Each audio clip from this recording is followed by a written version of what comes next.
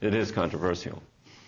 So, when looking at situations, the four approaches or the four ethics theories allow you to ask four different questions. Does the action yield the greatest net benefits? You can use that in a whole lot of arenas, and it will work just fine in sorting things out. And if you look at the opening episode, as I call it, taken from the news, and maybe I'll do that after the break and emphasize it to you, you can see that how utilitarianism finally worked on this one person for him to blow the whistle on illegal behavior going on in a particular firm. Then under rights, you can ask the question, does the action negatively affect someone's moral rights? Are you stomping on someone as a result of your behavior? Then justice deals with fairness, always dealing with fairness in the distribution of benefits and costs. And this is something in organizations that's difficult to do and is necessary to pay attention to. For example, in the allocation of annual pay increases, organizations vary in how they do that. This year in the legislature, there was a 2%, enough money for a 2% faculty and staff salary increase, and the administration is struggling with that one. And also they're looking at possibly raising tuition. By the way, it has no effect on me because I'm retiring. I'm locked in to what I get. So don't blame me if they raise your tuition. And then egoism, will the action lead to other people behaving toward me in a way I would like? So if you steal the Ferrari, maybe someone else is going to steal your newly stolen Ferrari. Or no, it is a reciprocal relationship that we're looking at here where things can come back and bite us. All right.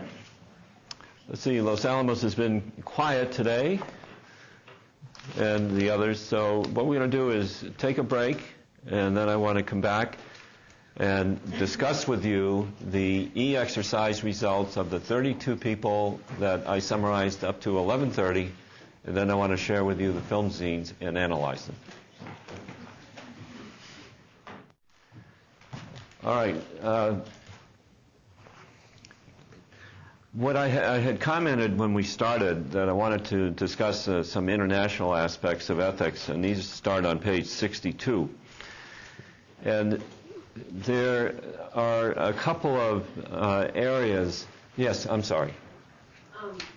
Is there any place we can go to find the videos that we watch in class so we do the analysis? The only time you can rent them, obviously, but they're not available like in a library or anything of that sort. So they're not available in any open area except right here.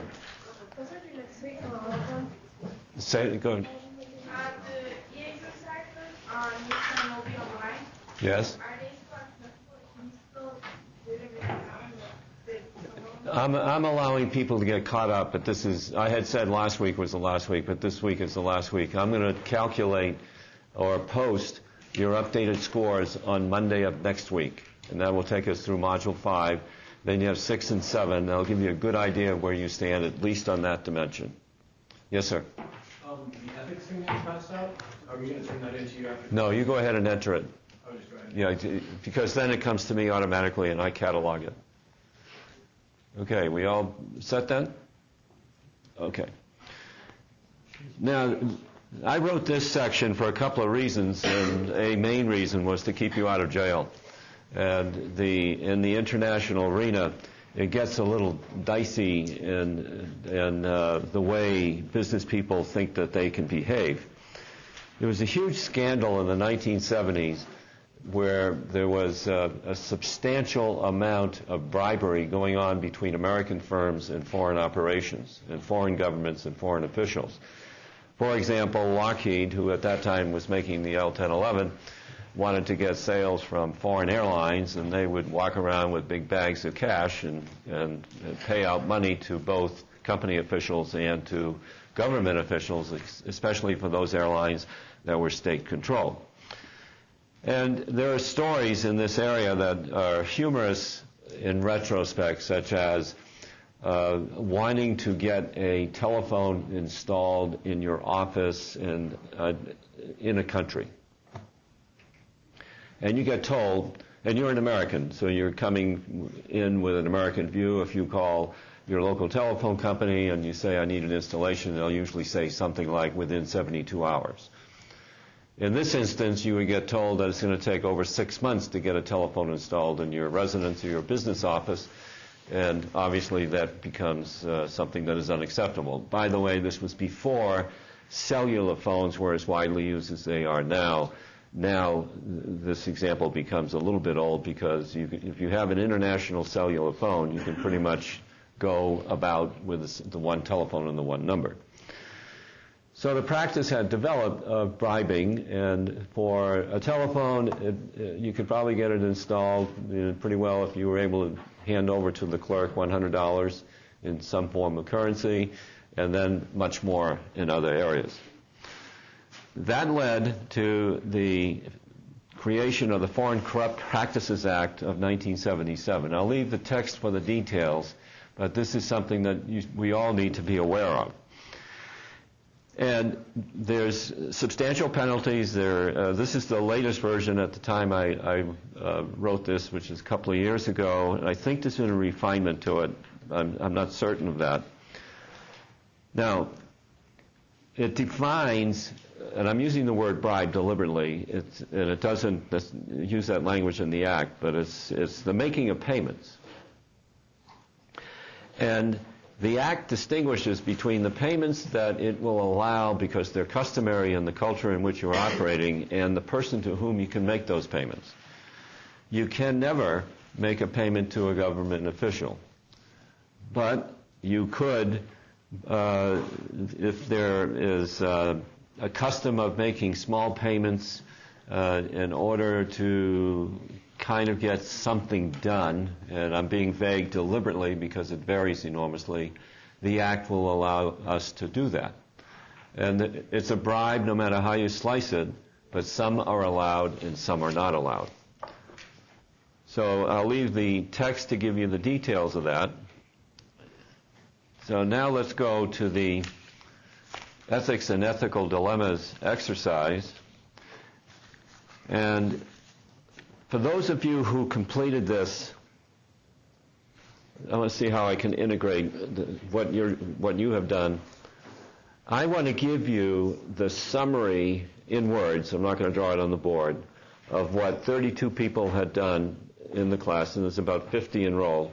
32 people up through 11:30 this morning on each of the 4 areas.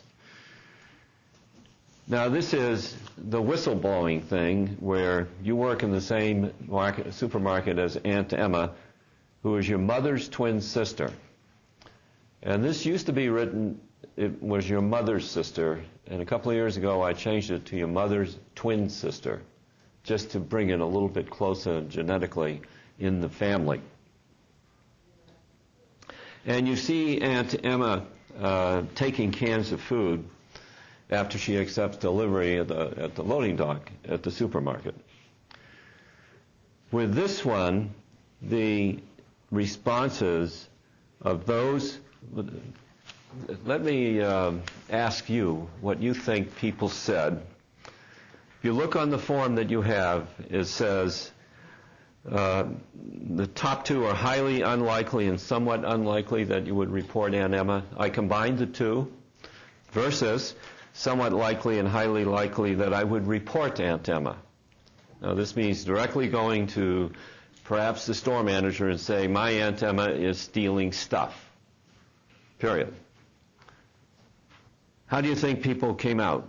Would they more report or more not report? Not report? Okay, I want to know why you said that before I give you the answer. Aunt Emma is breaking the law.